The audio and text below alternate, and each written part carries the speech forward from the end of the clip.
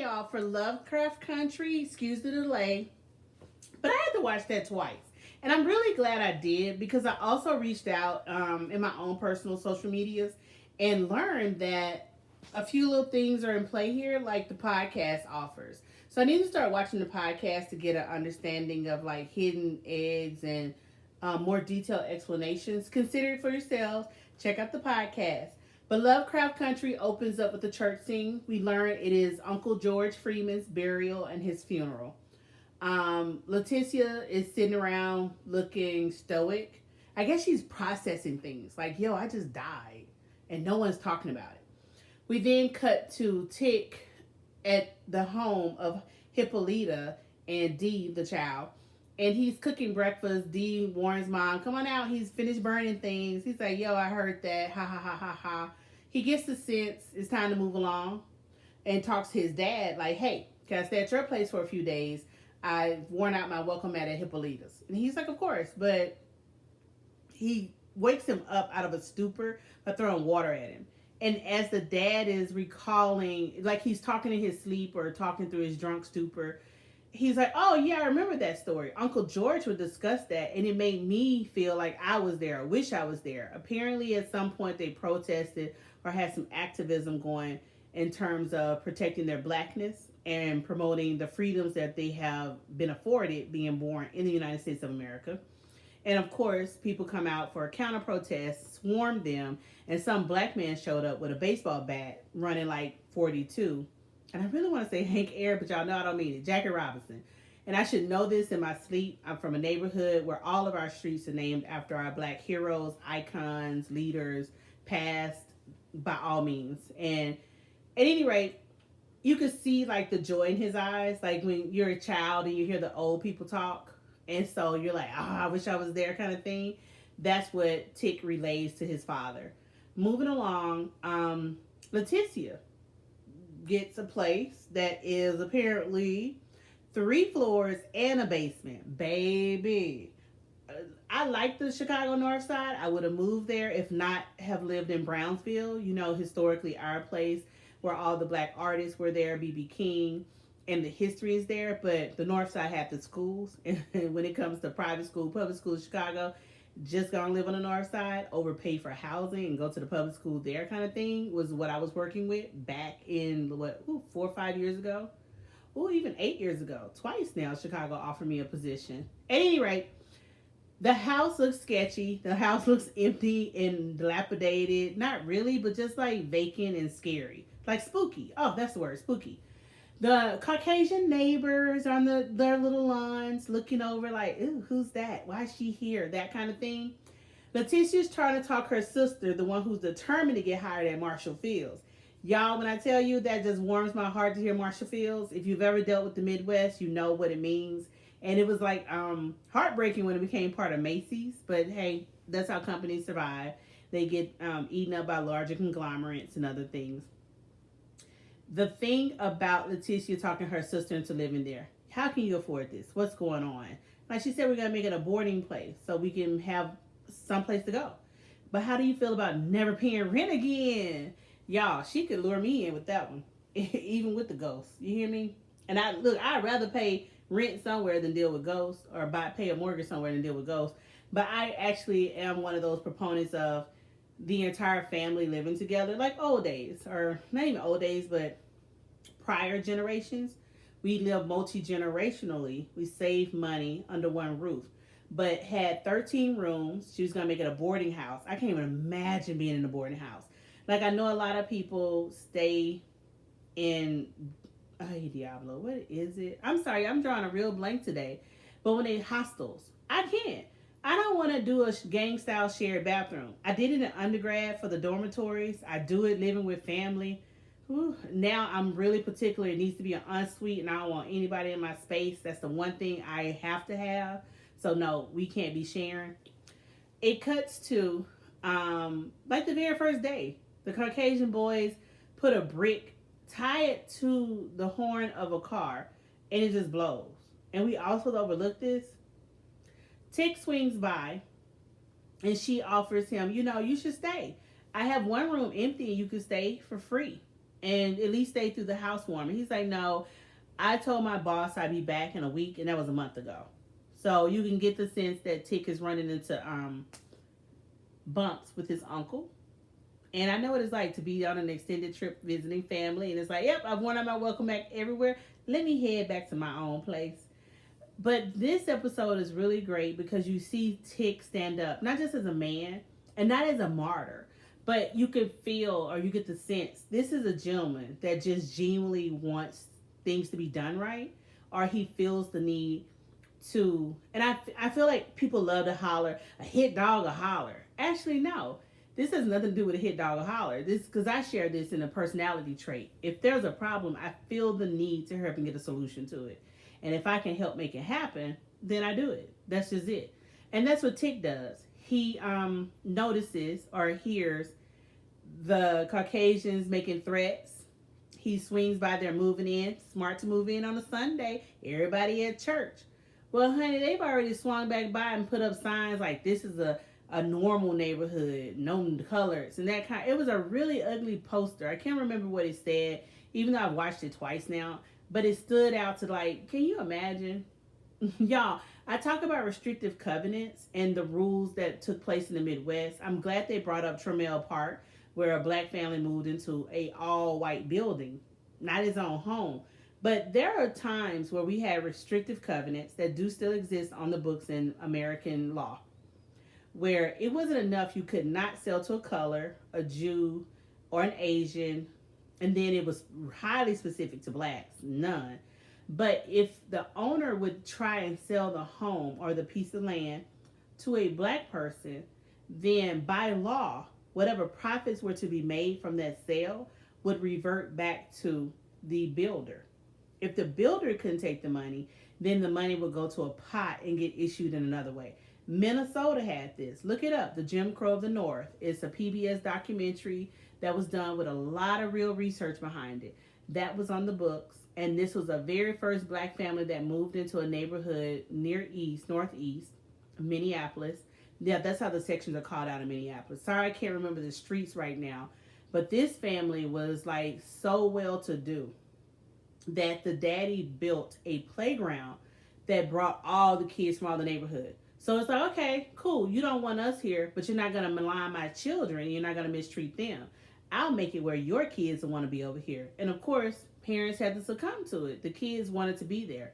So it became something else, and they finally accepted, like, okay, fine. We'll take you as the one black family.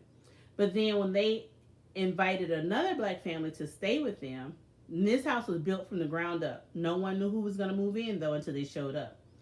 They invited another black family to stay with them until they could, save the money together to get the house that they needed. And that's when it went too far left. Yeah, one black family we finally digested and tolerated. And now two, you're getting out of hand. And they went to do a full mass picket with city sanction and approvals of the police and everybody. So it's a big to-do. When I say the family was such a big deal or had pedigree, meaning money, education, access, the wife, because I cannot remember the owner's names right now, but the wife was originally courted by W.E.B. Du Bois. And she chose the gentleman she married, and he built this house there over W.E.B. Du Bois. So if you don't know who he is, please look it up. D-U-B-O-I-S, PhD-er, black man, talented 10th. It is there. But back to Chicago and Lovecraft Country. I don't like monsters, but I definitely don't like spirits and evil and like that. Like, I won't even watch Supernatural, but I can digest monsters. I know that's not real. You start talking to me about spirits and ghosts and what's coming back, and somebody may laugh. Joyce, ghosts aren't real either. What I can tell you, though, is my culture, my people, and my brain knows, and I love the Paul Mooney joke. Look here, white folks, if ghosts was real, bring it down a notch. You ain't see a ghost. Because if ghosts was real, my ancestors would have been came back and whooped your ass. That's why I love that joke, and I try and settle myself with it. But I am of a belief and a faith that I know all spirits are present, whether they are loving or not. Excuse me, I'm removing the low battery sign.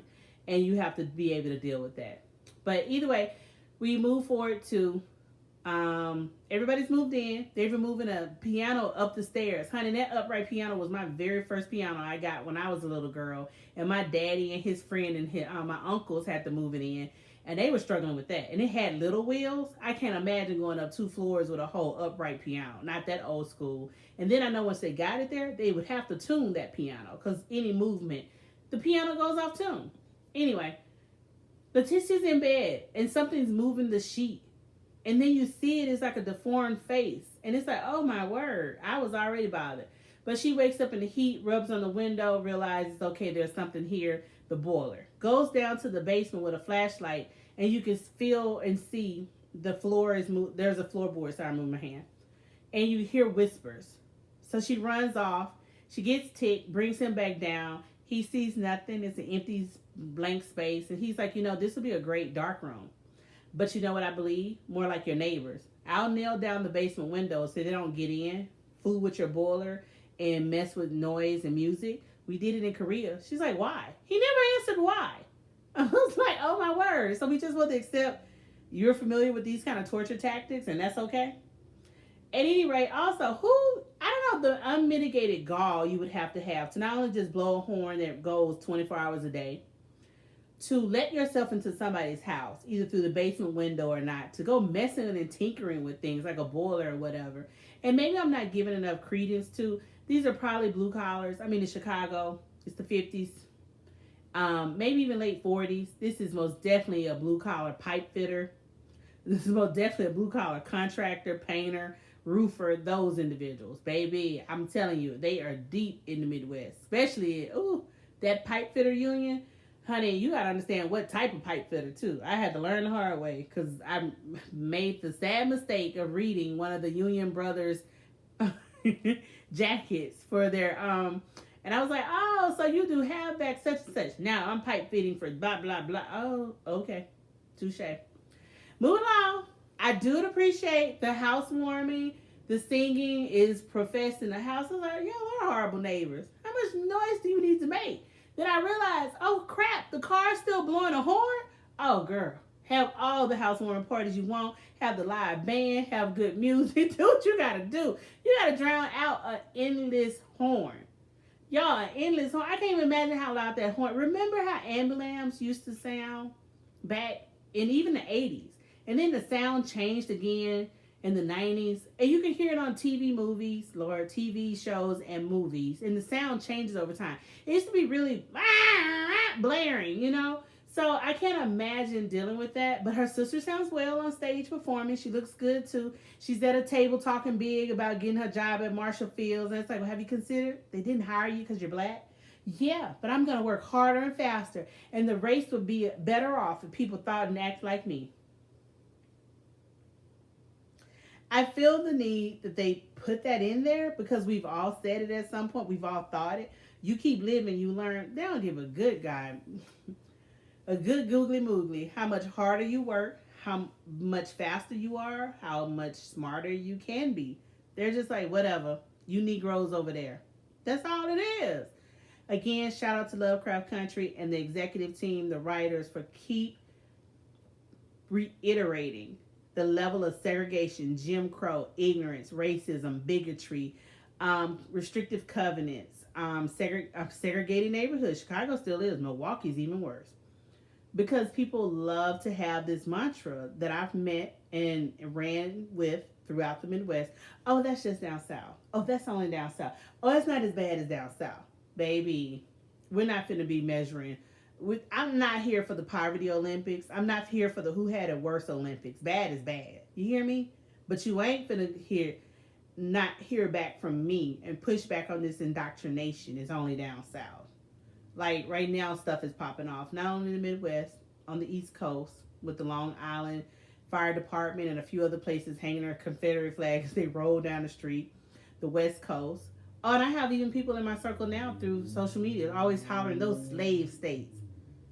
California, literally, if it's such a slave state, is such a great moniker if you want to go that route, that at some point the sheriff of Los Angeles came and recruited from Louisiana and Texas to handle their Negro problem. And she's an attorney. She's a colleague. She's a peer. And somehow has no knowledge of this. I'm like, did Darthman just choose not to cover this? What do you want to talk about? I don't know. But all the states in the Union are slave states. What the? Oregon was admitted into the Union as a free state. Mind you, the entire state was a sundown state, sundown county, sundown city. No blacks allowed to live here. How do you come in as a free state, but you Negroes can't stay here? Keep it pushing. Moving along, the ghosts and the spirits, as we learn from the housewarming. This is the one thing I loved about the housewarming. First off, I love the song "Is You Is" or "Is You Ain't My Baby." Ooh, Tom and Jerry used to play that child. I love when Tom would get on that bass, not a bass guitar, but just the big bass. I don't know. When it comes to string and wood instruments, you got to work with me. But she sang that well, and they had it as a good theme song as Tick watches Leticia dance with another man. Some guy, the guy from the bar who's taller than Tick, goes, you know, we used to hang tough in high school. I'm using probably 80s jargon, but you know what I mean. So is it all right if I heard you staying here rent free?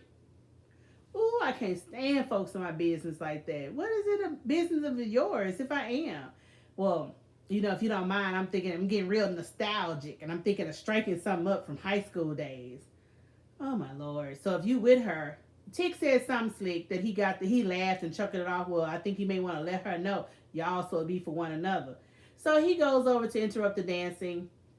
She goes in the bathroom. She's hot. You can feel the presence in the back of her in the bathroom. It shows up in the mirror. Ultimately, she doesn't see it, but Tick comes in and they have sex. She apologizes to me and her on her monthly. We later learn she's actually a virgin. His Polita comes by dropping off food, and she's like, thank you so much for bringing food for the party. She's like, no, you saved me. My icebox is full. Shout out for icebox. Yep, I still use that exact term. And the kids are upstairs on the Ouija board. Now, this is the nugget that I learned through Facebook that was talked about on the podcast. The kids on the Ouija board, and the boy asks, will I have a good time down south this summer? No. Apparently, that's supposed to represent Emmett Till. And I wanted to start talking about it this morning, but it really is something because we are, 2 days away, meaning like it just happened 2 days ago, the remembrance of Emmett Till's murder, essentially, or his burial date. And I try to always stay away from burial dates. Let's remember people from their birth dates. But this is, turning of the tides in America when Miss Mamie Till had to have that open casket funeral so people saw what her child looked like. If you don't know what Emmett Till went through in Mississippi, please look it up. With that being said, also know Mamie Till thought, oh, well, I'm in Chicago. That ain't got nothing to do with me. She said in her own words, she said it to Ebony Magazine, the Negro problem is all our problems. Because if I could only have my child back. And that was her only child and her only son. So what you want me to say? But the next kid comes on and they ask, who are we talking to on the Ouija board? And it's George Freeman spelled out. D gets upset and calls everybody a butthole. They're like, it moved on its own. I wish them little kids would have sat back down again. A door magically opens for Hippolyta to see like this global setup with the atlas and different, what is it called? Like not a planetarium setup, a solarium setup. I'm sorry, y'all, but I'm dropping words. I'm forgetting stuff. I've been working all day and I didn't need to. I just got off the road. But do know, I thought it was suspicious and something was going to happen to her. It did not. I was amazed.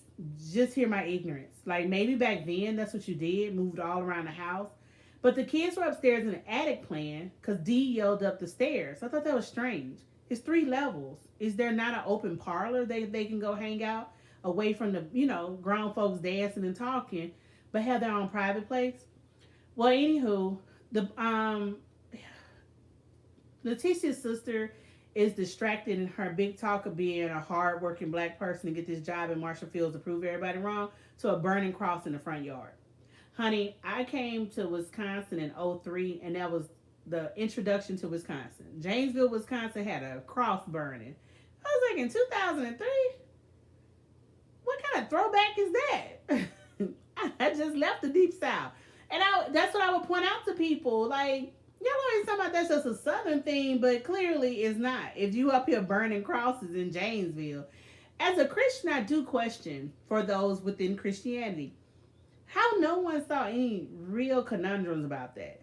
Like if you love the Lord and he heard your cry, wouldn't you want to make sure you preserve all type of symbols, imagery that points to your Christian faith and protect it with your soul, your spirit, your love, your brain, your heart, whatever it needs to be. But you like, yo, you're going too far.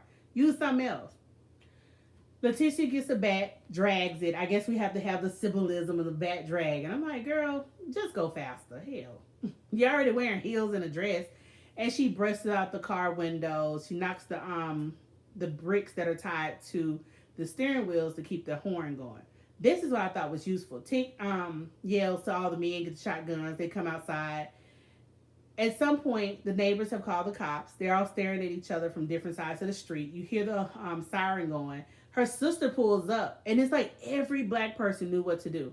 Y'all, I'm not saying they didn't possibly have a process back then in the 50s. It blew my mind. Because I know we have processes now as well, even for something as simple as a dance. You just know. Either you've been trained already or you innately know. That is a level of survival I couldn't imagine. So I thought they were just getting rid of the guns to be like, we Negroes who can't be in possession of guns, or we don't have permits for these because, you know, it's Chicago.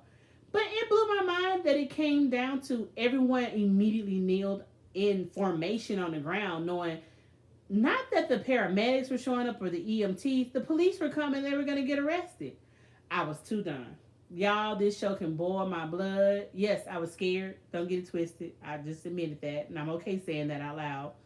But, and I know somebody at home is like, girl, this ain't that time. I get it. I'm coming from a place of privilege. I'm coming from a place of having studied the law. All I could think is, bitch, we got some due process rights. 4th, 5th, 6th Amendments got to be going on here. What's wrong with you? I don't automatically am convicted on the street, one, but two, you don't assume I'm the guilty party just because some Caucasians across the street decided to say something different. Y'all, again, I know I'm coming from a place of privilege. I know we sit in 2020 and look back. I know I've looked at other people and be like, you didn't know that was a thing. This was that. I grew up in a hunting culture, a fishing culture. I grew up in a land property ownership culture. As you've probably heard me talk about. If you're not, I'm happy to do it next time I'm helping out in the fields or I'm helping in the garden. Because the garden is one spot. The fields is a whole nother place. And it's some hard work. Ooh, Lord. And it's never ending work. And we doing a lot of stuff by hand because my mama don't want equipment in certain areas. Ooh, Lord. But I'm not tilling that earth by hand, tell you that. Anyway, the point I'm making is it's a true throwback and it hurts my feelings. That's the simple summary of all of this. I'm grateful they are including these hard topics because now maybe to educate the masses, it wasn't that long ago. It is very accurate. It's astute. It occurred. It is apropos to discuss it today. We're not going to try and sweep this under the rug. We're not going to glorify what history could have been because we're not going to talk about this without talking about the ugly, shady side of things. Ultimately, they're in a household that is known as the Winthrop place. And we learned this by the police officer taking Leticia in a separate paddy wagon. And he has her handcuffed. And, you know, he wants to know who she's with. I was confused why he had such a rap sheet with her.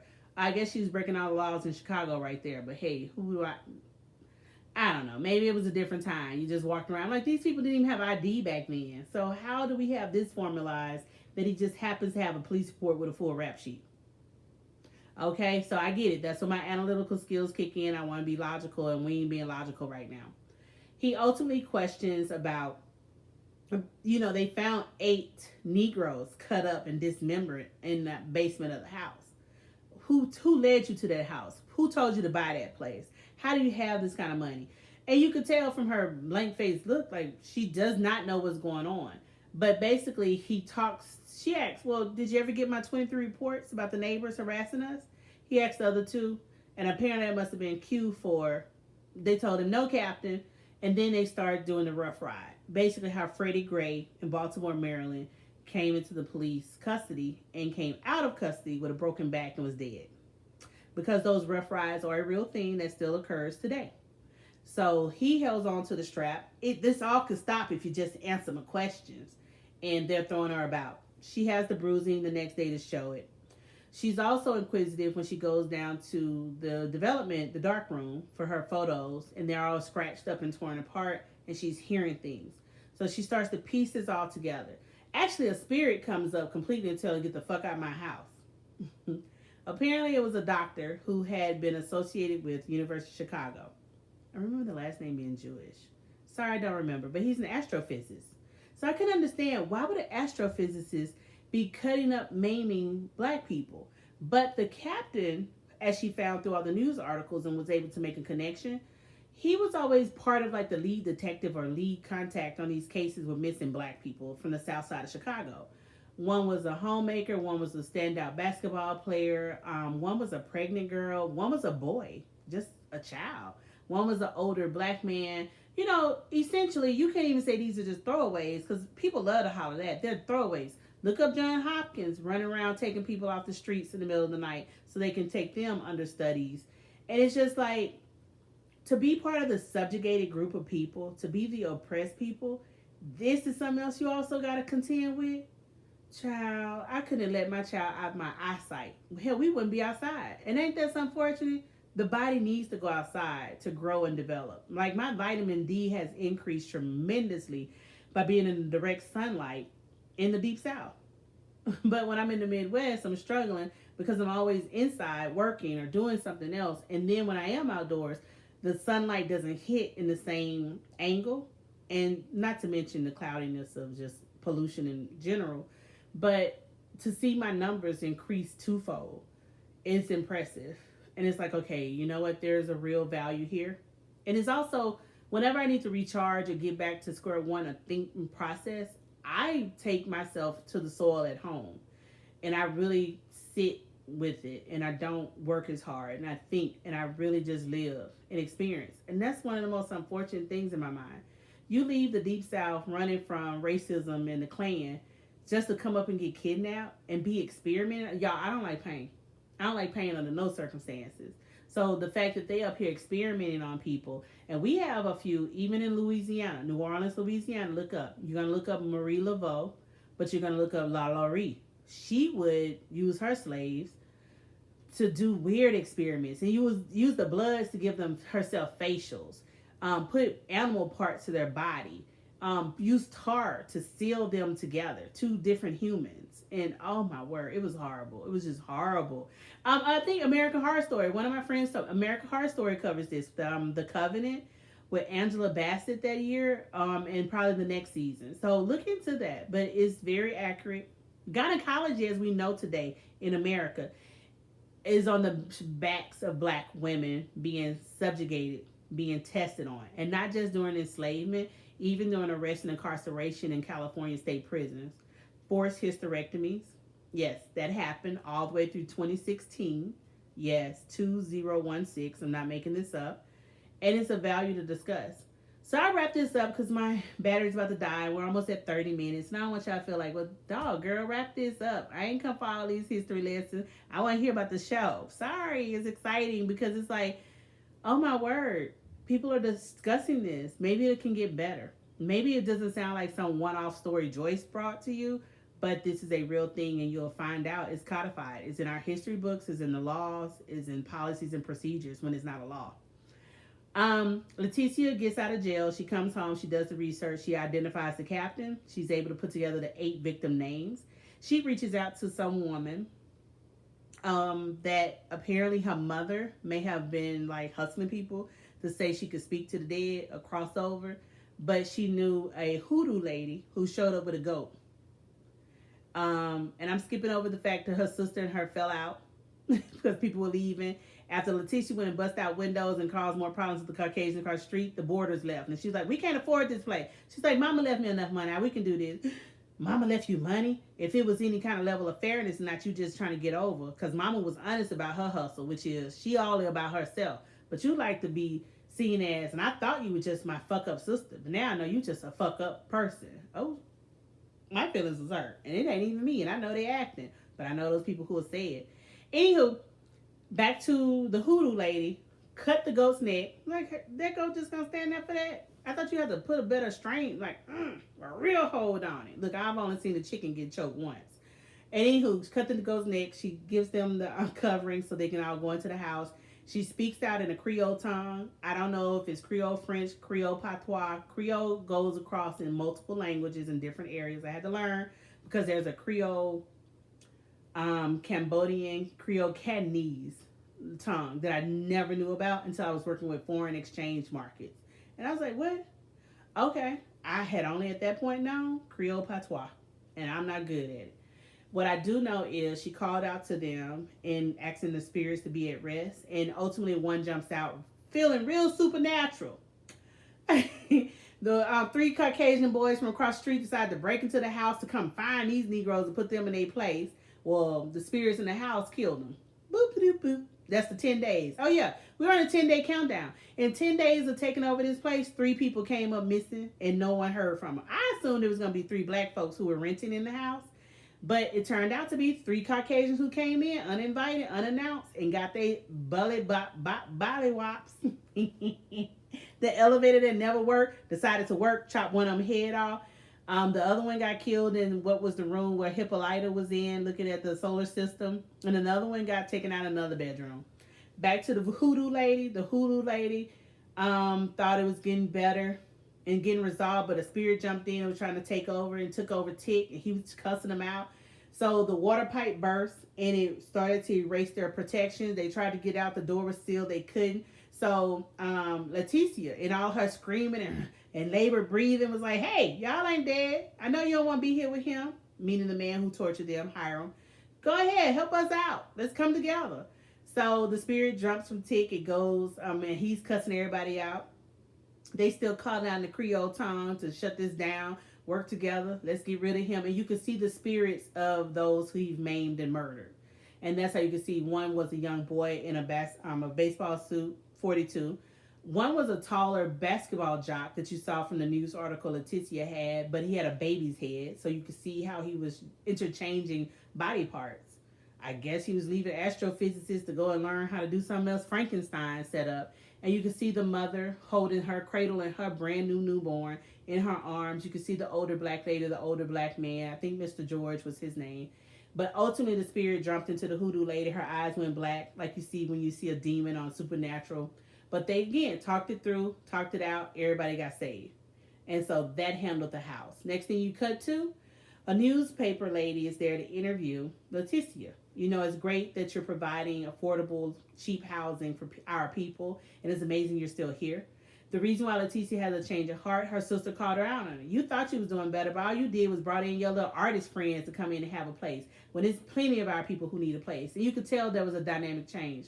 You could see more women with children as they're setting the table, running around the house. The house is livelier. Now the elevator works. The lady asked her off the record, what happened to those 3 men that got disappeared or got murdered in this house? She's like, I never heard of it. What we then cut to is the elevator, they get off, but the elevator keeps going down to a level that does not exist past the basement, and we see the dead bodies. And we also see the remains of the 8 black people who were murdered in the house, and now the spirit is set free. And it's like a little underground light system that walks you through it all. So, with that, Lovecraft Country is here. I'm excited. It's getting better with every episode. Excuse all the jarring of the camera. I'm moving it myself because I'm trying to catch some of this sunlight. I'm also trying to give myself angles. I'm in the bedroom. But all in all, please subscribe. If you made it so far, thank you. I know you are a true fan. Please shout it out. Tell other people about it. I hope you get to check Lovecraft Country out. HBO is very much so worth it.